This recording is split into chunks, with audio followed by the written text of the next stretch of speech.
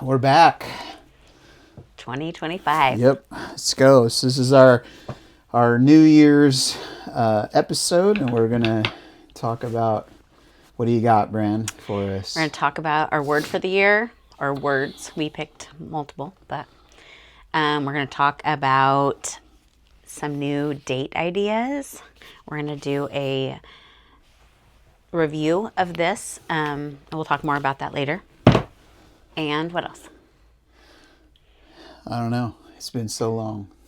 And goal setting for Yeah. 2025. Yeah. So let's just jump in. All right.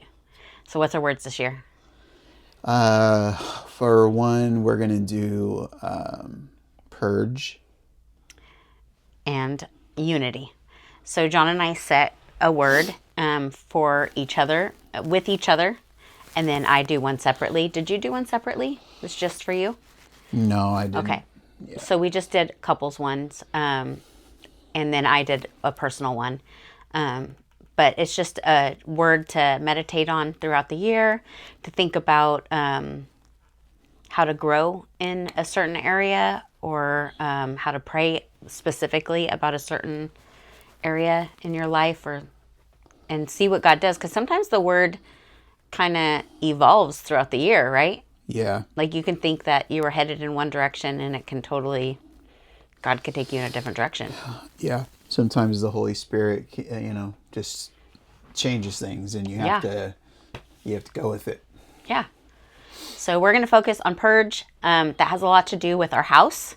We are going to be getting rid of, what was the percentage we decided? A lot of stuff. A lot of stuff. At least 25% of the stuff in our house we're going to get rid of.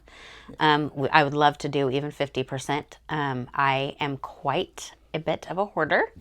And I have 2 small businesses that I have a lot of stuff for, but they're unorganized, so it creates chaos. And so trying to cut back and purge stuff out to create peace in our home. Because Yeah, it's just some people like having stuff, some people don't. yeah. So John likes it streamlined, peaceful, very, just straight, Just simple. clean, simple. Yeah. And I tend to make piles of things. I am learning a lot about myself, that I believe that I have ADD, and I make piles of things everywhere and have a lot of clutter and chaos. But I want to do better and make our home peaceful. Yeah. There's compromise. I think in marriage you learn, how each person operates, and you try to be gracious about it. And, Yes. We felt like this was a good compromise for us to, now that the kids are grown, out of the house, doing their own thing. Yeah. There's no reason for a 4-bedroom house to be full. Yeah. With 2 people living in Yes. it. And our fridge packed so full, because I still shop for 100 people. I'm feeding all these people. Yeah. So I'm trying to learn to just simplify our life. Maybe that should have been a word, simplify. Yeah. Right. But purge was one. Unity. We want to pray for unity in our families. Unity in the body of Christ. Where else do you want to pray about unity? In marriage. In our marriage? Make sure that we're going in the same direction in this new season of life, empty nest. And we'll spend a little bit more time, hopefully, this year talking about what those changes look like in our life. Yeah. And I've noticed that there's not a lot of... I'm a researcher. I like books. And I just can't find a lot of material. I mean, we have the Paul Tripp book, but besides that, there's not a lot written out there. And if the audience, if you guys know of something that's available, please put it in the comments. Yes, I please. really want to try and research, but we'll spend a lot of 2025 talking about it through the episodes, about what we've learned and maybe what people have learned and they can share with us. Yeah, because About we got a devotional, an empty nest devotional, but doctrinally it wasn't sound. We just did the last 2 days, and we were like, that's not really what that scripture means. Just And looking so for depth. Yeah, I think, and a lot of it is looking for how to grow in Jesus together without, now we're not in that time of pouring into our kids as much. Yeah. As they were getting, as they were growing and getting older, we were really investing a lot. And now it's kind of like time to pull back and, okay, how do we invest in our relationship together? Yeah. For me to disciple you, you to disciple me, and us to grow in our marriage. We just really want more depth than just, what that offers. So anyways, that's Yeah. kind of where I was at with it. Yeah, so excited to see what God does with the word unity, where he calls us to pray, and how we can unify together. Yeah. Yeah. Yeah, my personal growth word is, now I forgot already. I'm totally drawing a blank. It's okay. We can find it. What is it? Intentional. Intentional. Yep. I want to be intentional. I struggle, again, with just attention.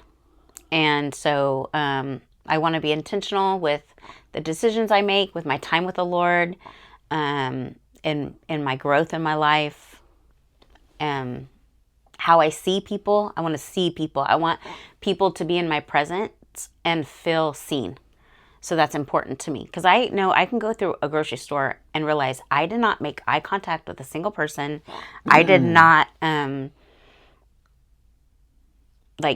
connect with anybody. And I know that that's not always necessary, but I think that there's a lot of hurting people. And I think if we're intentional with our time, that we'll see those people. So that's kind of what I'm just trying to slow down and be intentional with our relationship, and with just my life. God to use me, because I feel like I'm so distracted by my phone, by the clutter, by so many things. I love that we were able to share that with friends and family in house church, because I think that brings the accountability. Say, how's that going? And I think that's the beauty of relationship, is to have people that are actually helping you grow in that area, by reminding you, hey, this was your word. How's it going? Yeah. Just encouragement in that. Yeah. So if you guys have a word, please share with us down in the comments. On if social not, don't media. don't feel like you have to. But yeah, and if you don't, that's fine. But we just want to, we enjoy doing it every year, and we'd love to hear your word and why you chose it. So, yep. Anything else? Yeah, if I had a word, it would just be back to the basics. Basics, okay. Just getting back to studying the word, getting back into repetition of prayer, quiet time, being with the Lord. I just want to grow in knowledge of Jesus, and growing in Him. That's my biggest goal. Yeah. That's what Margot said, too. She said she wanted to get back to the basics. Yeah. I think sometimes our life can get so cluttered from whatever. Just from stuff. I don't know. I can't speak to everybody else's, but I know for me, just with work and working 2 jobs and trying to cram in as much study and book time as I can. Yeah. Sometimes it's like, oh, wait, I just need to push everything aside and get back to the basics. Yeah, for sure. Yeah. So what do you got? So we got this thing I picked up today at TJ Maxx. It was only $6.99 there. I don't know how much it is. Probably on Amazon. It's called Couples Bucket List Cards. We've never done it before, so we're just going to look through it. We'll come back after we've actually done some of them and review it when we've able to look at it in its entirety. But so it's got these little tabs. So it comes in this little box like this, and it's got these tabs, and it's got thank you. You want to put it up there? Yeah. Yeah. There you go. Cute. It was super cute. It has places to visit, and then it's got a bunch of cards, and then it has things to do, food to eat, and dreams to chase, which I really like that, because it said, never stop exploring with these cards, designed to help you fulfill life's adventures. So on the back of these, can you put that up there, baby? It says, here's the story. And then you write the story of travel to a place or country you've never been together. And then on the back it says, a dream of ours, what we imagine, and our favorite part was. So you can write on there to keep them forever. See the 8 wonders of the world, it said. That was one of them. All I don't right. know what that is. Okay, and let me see. Places to go. Or places to visit. Let's see. I'm just going to pull one out. It's not that easy. Take a local staycation at a fancy hotel. And then it says on the back, we plan to... let me see. Our experience was, and our favorite part was, and then it has a date that you can put on there. So that's one. Things to do. Let's just go with the first. Get dressed up and dine out at an upscale restaurant. So that would be fun to, like, just, and then you can write on the back what your experience was. Food to eat. Let's see. Make your own ice cream from scratch. Okay. That's fun. Look up a recipe. John and I have started to cook together. That's a new thing we're doing this year. So tell them about that. I have no idea what I'm doing. I know that. I just rely a lot on you, but it's twofold for me. It's a health journey, but also branching out into something I don't know, which is cooking. And so It's really sexy. I enjoy it. I don't know. It's being stretched for sure. Yes. But yeah, we're just trying Mediterranean style. We're trying a cookbook that your sister recommended. So Trying to eat better. yeah, And it's a whole thing. yeah. It's been fun though. I got him a apron that says Mr. Good Looking is cooking. And it's cute. I love it. It gives us time together. It's being intentional with our time. Yeah, for sure. And I'm enjoying it thoroughly. So that's something you could do this year is grab a cookbook and try some new recipes together. Let's see what's something else we're looking forward to this new year. We have our anniversary trip coming up, which is the 27 years, January 17th. 27. And we just realized that we've known each other for 30 years because we met 3 years before that. So 30 years. yeah, it's a long time. So we're going to go away. Yep. And we're going to plan our year. And it'll be planning. It will be just getting organized, doing some connecting, menu planning, everything. Yeah. We're so excited. So excited.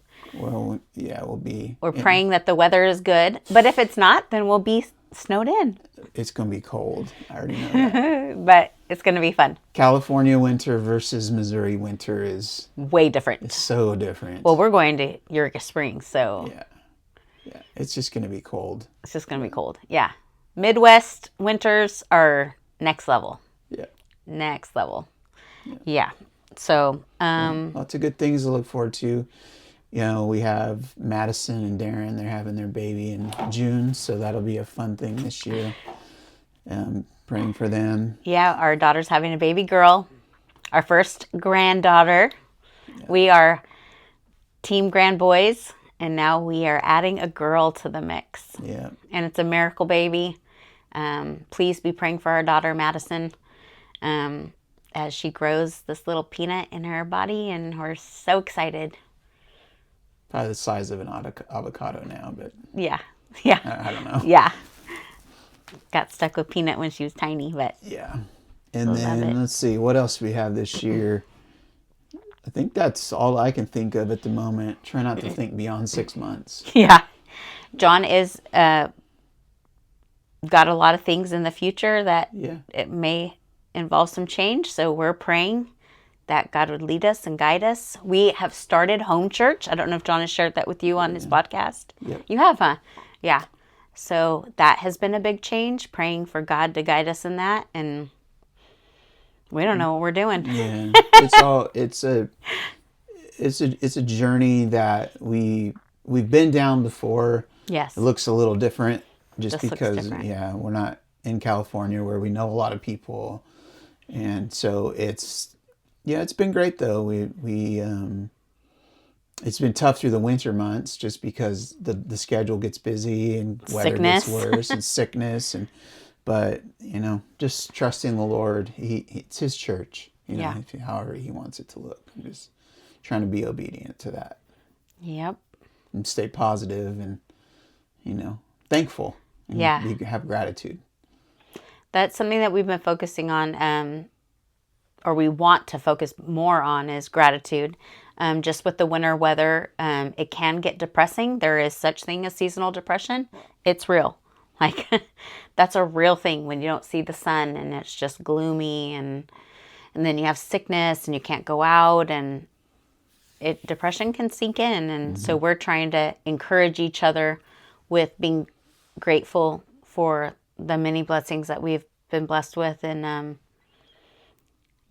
that's in marriage. That's important to encourage one another and to uplift each other when one is struggling with depression. And I know that's kind of been a taboo discussion in the church, and I don't think that it should be. I think it's real, and I think you need to be open with your spouse about it. So Yeah, that's why I said, when I was going through it yesterday, remind me of the good things that God has done and is going to do, so that I can have a heart of gratitude to break out of that, whatever that is, that cloud, that cycle of just, staring off into oblivion, feeling hopeless.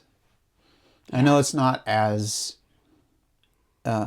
easy for some people to come out of it, but there's hope in the Lord, and I just believe that firmly, that Jesus is the answer to everything. Yeah. He is the answer. But some people, if you need to be on meds or you need to seek, medical attention, then do it, Yeah. And there are hotlines for you to call if you find yourself in a bind, Do not suffer alone. We'll look into some of those hotlines and try to post some links. So, Yeah. because it can be lonely. We moved out here to Missouri from California and left all of our family behind, and it's been difficult, and it is can feel very lonely. So, and the enemy knows, those triggers for you. So he'll mess with your mind. So just know that we're praying, and that you're not alone. Yep. That's it. That's it. That's all I got. All right. Happy New Year, everybody.